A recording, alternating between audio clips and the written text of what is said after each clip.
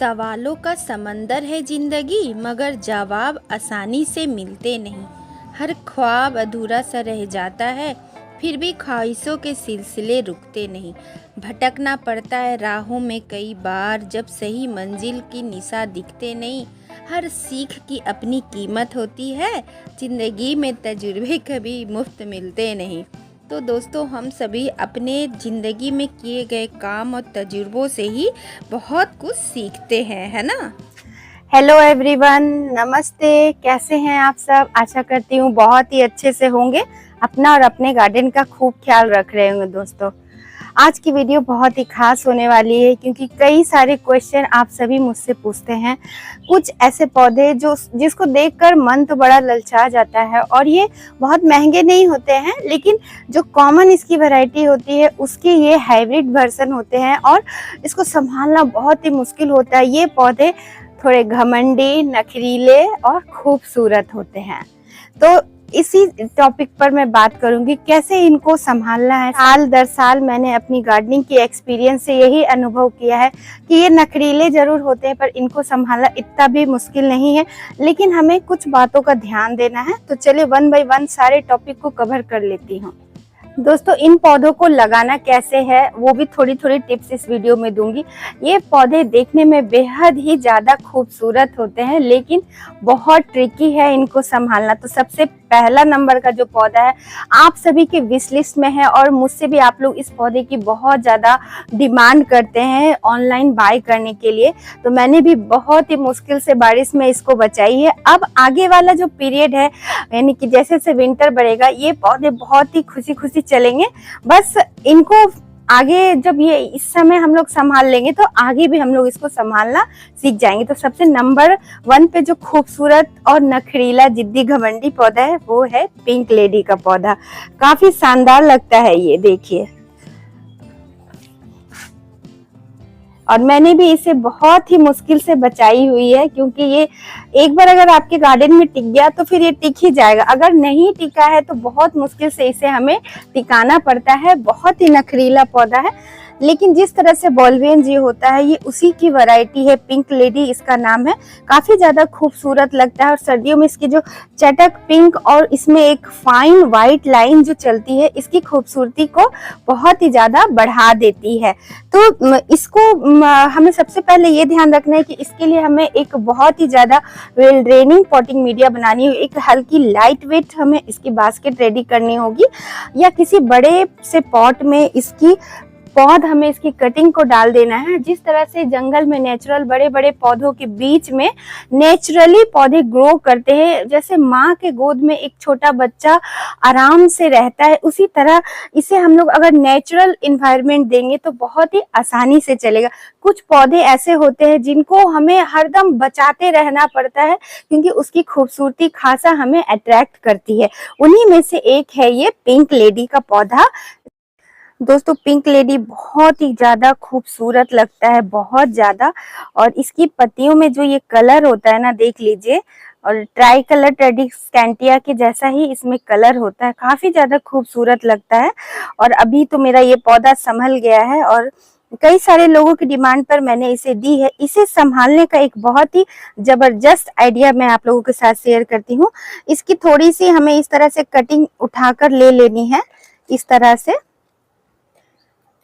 और ये उठाना है।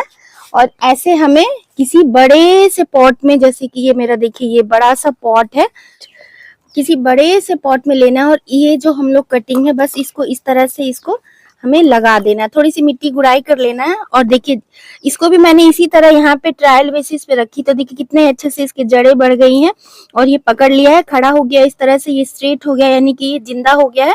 और बस ये इसकी कटिंग को हमें ऐसे रख देना है, और थोड़े दिनों के बाद ये भी ऐसे चल जाएगा। और ये जो बड़े बड़े पेड़ पौधों की छाया, छत्र छाया में, माँ की गोद में, ये बहुत ही सेफली चलेगा। तो इस तरह से हम लोग इसे बचा सकते हैं। सेकेंड नंबर पे जो डिमांडिंग पौधा है, बहुत ही ट्रेंडिंग पौधा है, और हर गार्डनर की विश लिस्ट में रहता है। और मुझसे भी आप लोगों ने सबसे ज्यादा अगर किसी पौधे की डिमांड करी है, तो यही है ट्रेडिस्केंटिया ट्राई कलर नानक का पौधा, और काफी ज्यादा खूबसूरत होता है, ट्रेंडिंग होता है। बहुत ही मुश्किल से मैंने भी इसे अपने गार्डन में इसे टिकाई है, जमाई है और परमानेंट बनाई है। तो कैसे बनाना है वो बताऊंगी, पहले इसकी खूबसूरती आप लोग निहार लीजिए, कितना ज्यादा खूबसूरत है और बहुत ही अच्छे से अभी ये मेरे गार्डन में चल रहा है। इसे ट्राई कलर ट्रेडिस्केंटिया भी कहते हैं, इसे वांडरिंग जियो नाइनोक भी प्लांट कहा जाता है। वांडरिंग जियो की ही ये बहुत ही हाइब्रिड वैरायटी है। जितना खूबसूरत है ये, लेकिन इसके साथ यही है दुखद बात की ये बहुत ज्यादा लंबे टाइम तक हमारे साथ नहीं चल पाता है। ये दोस्तों ट्रेडिस्केंटिया ट्राई कलर को अगर इसकी खूबसूरती को अपने गार्डन में सदा सदा के लिए बसाना है तो बस इसका एक ही उपाय है जो हम लोग अपना सकते हैं कि इसकी कटिंग को लगातार हमें लगाते रहना पड़ेगा। इसकी कटिंग से लगातार न्यू न्यू पौधे प्रोपगेट करते रहने पड़ेंगे हमें, तभी जाके इसकी खूबसूरती को हम लोग आनंद ले सकते हैं और अपने गार्डन में टिका सकते हैं।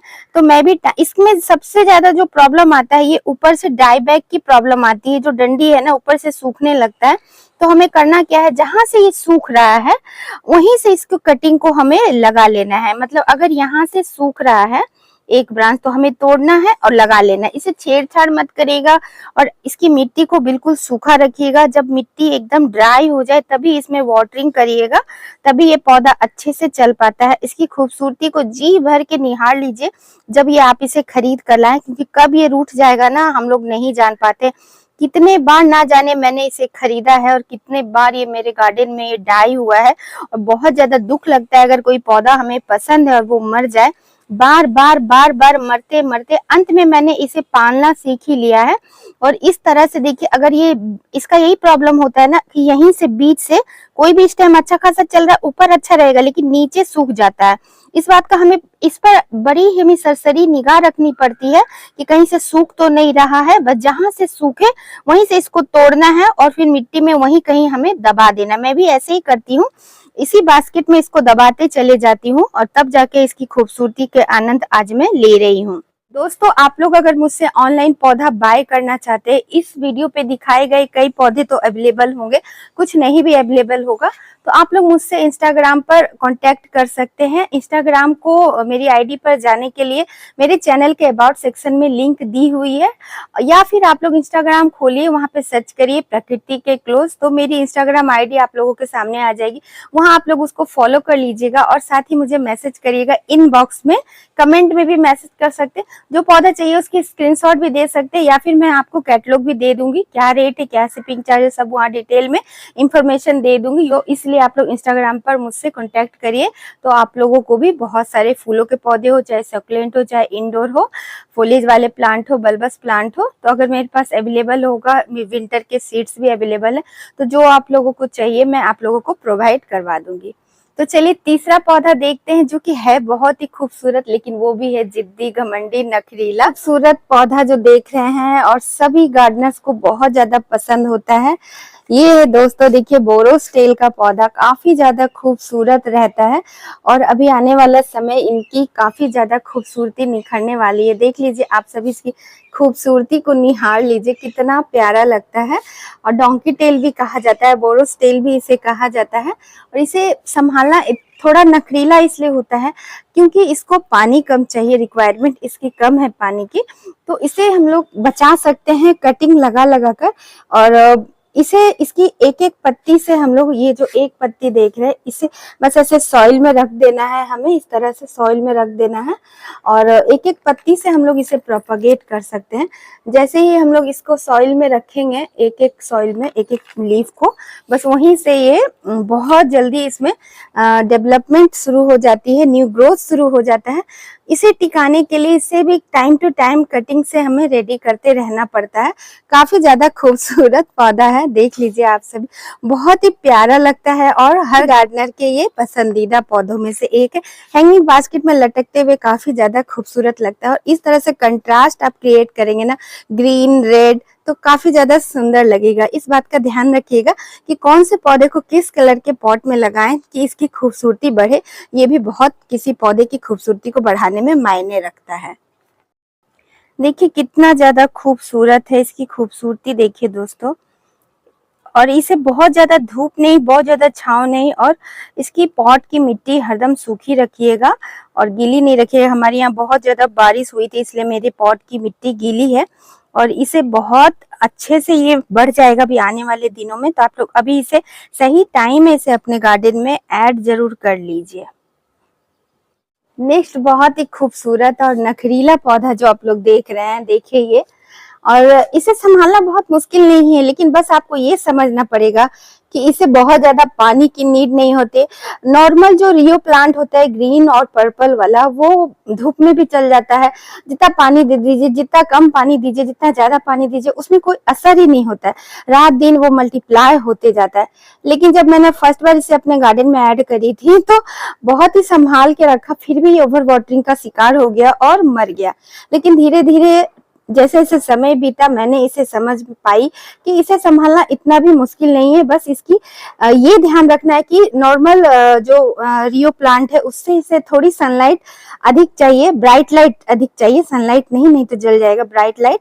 और पानी इसको थोड़ा सोच समझकर हमें देना पड़ेगा। दोस्तों, ट्राई कलर रियो एक बहुत ही खूबसूरत पौधा होता है। इसकी पत्तियों में देखिए एक बहुत ही सुंदर मेटालिक साइन आप लोगों को नजर आती होगी।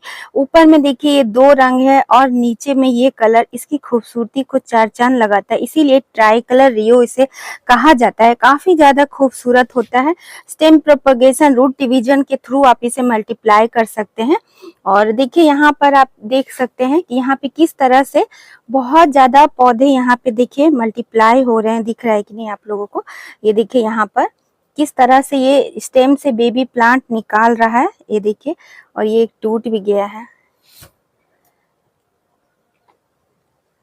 ये देखिए ये निकल गया। बस इसको इस तरह से हमें मिट्टी में ऐसे दबा देना है, इस तरह से ये न्यू प्लांट बनकर रेडी हो जाएगा। बहुत ज्यादा ये मल्टीप्लाई होते हैं। देखिए इस तरह से ये मोटी मोटी जो ब्रांचेस हो जाती हैं, यहीं से ये निकालता है सूट, और जड़ों के पास से भी ये निकालता है। काफी ज्यादा मेरे गार्डन में ये मल्टीप्लाई हो गए हैं।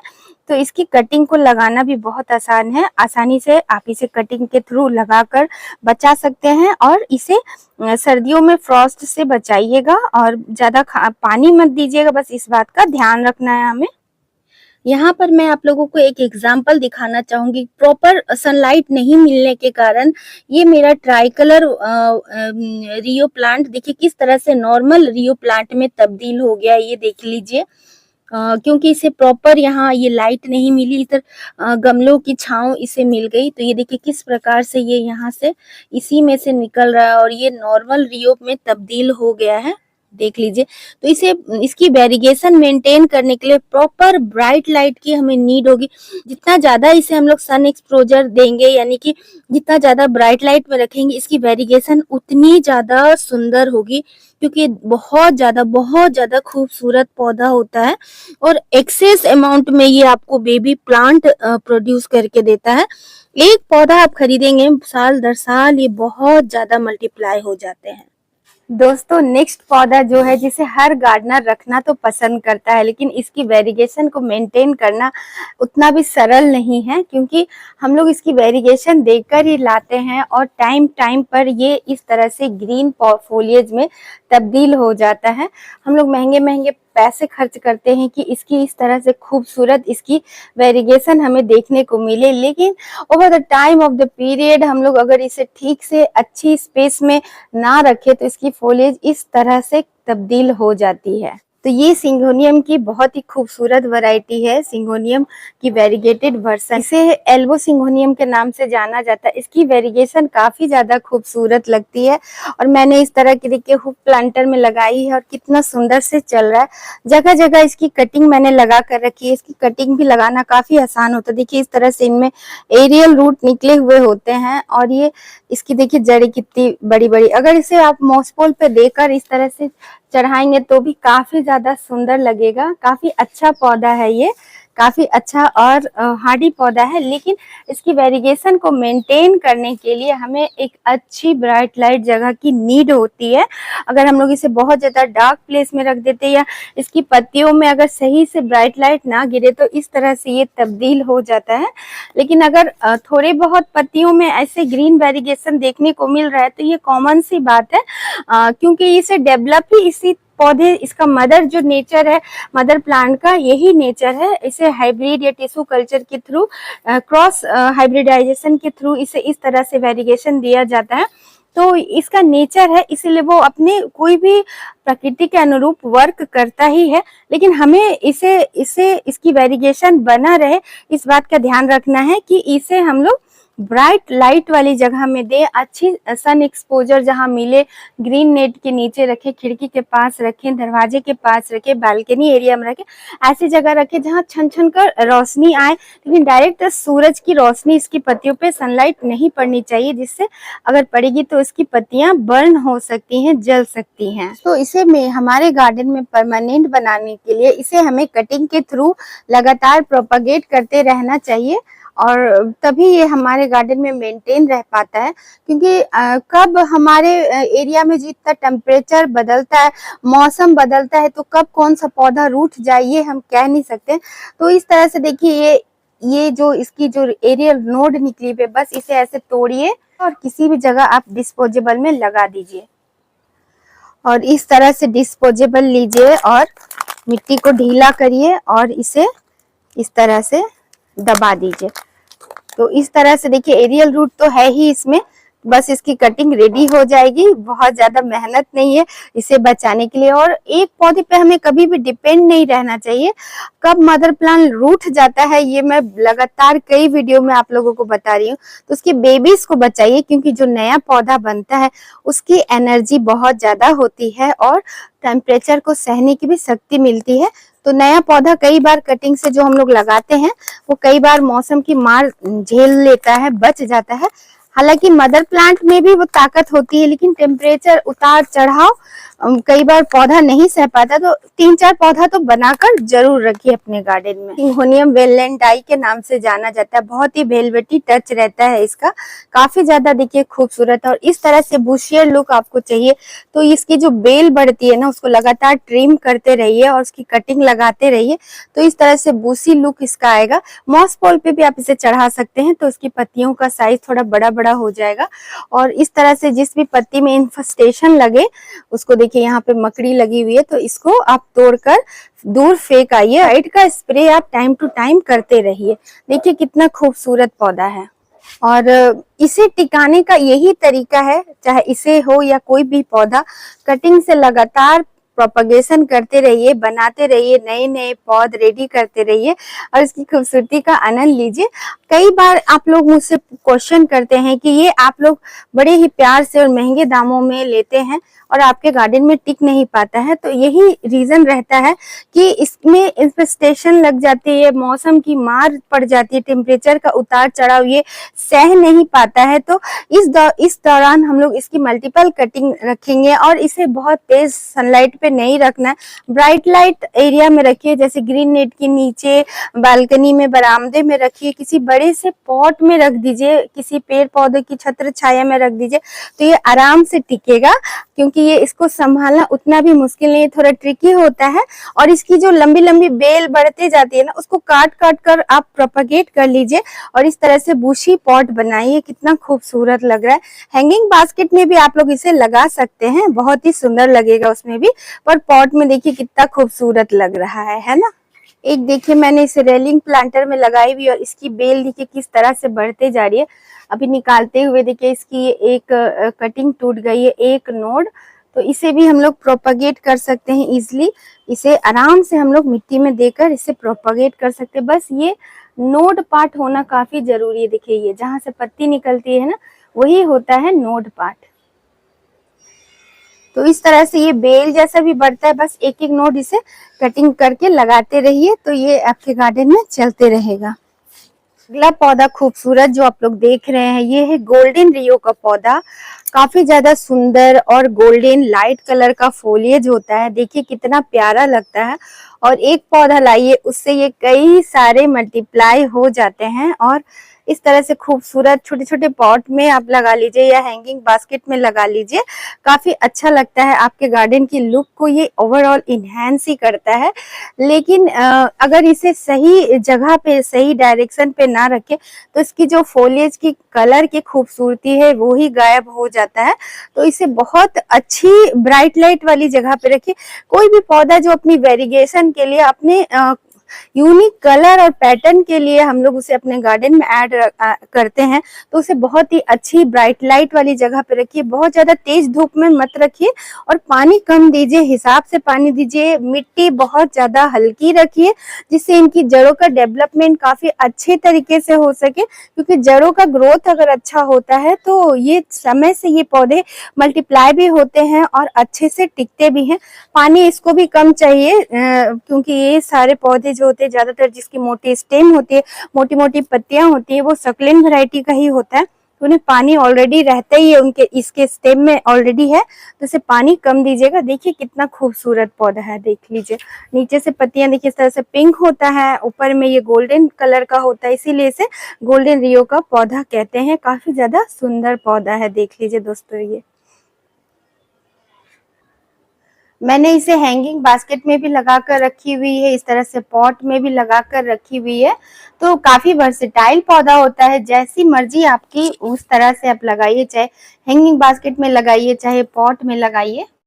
देखिए दोस्तों, इसे अच्छी जगह पे जैसी इसको चाहिए लाइट और जैसी इसको सनलाइट चाहिए, जैसा टेम्परेचर चाहिए, वैसी जगह पे रखने से इसकी खूबसूरती देखिए कितना सुंदर है। ऐसा लगता है ना कुदरत ने सारी खूबसूरती इसमें ही उड़ेल दी है। देखिए कितना सुंदर है, इसके कारण ही इसे गोल्डन रियो का नाम दिया गया है। तो बहुत ज्यादा मेरे गार्डन में ये मल्टीप्लाई होते रहते हैं, बहुत ज्यादा। देखिए कितना सुंदर से ये ग्रो हो रहा है और बहुत खूबसूरत पौधा है। हैंगिंग बास्केट में भी ये काफी ज्यादा प्यारा लगता है।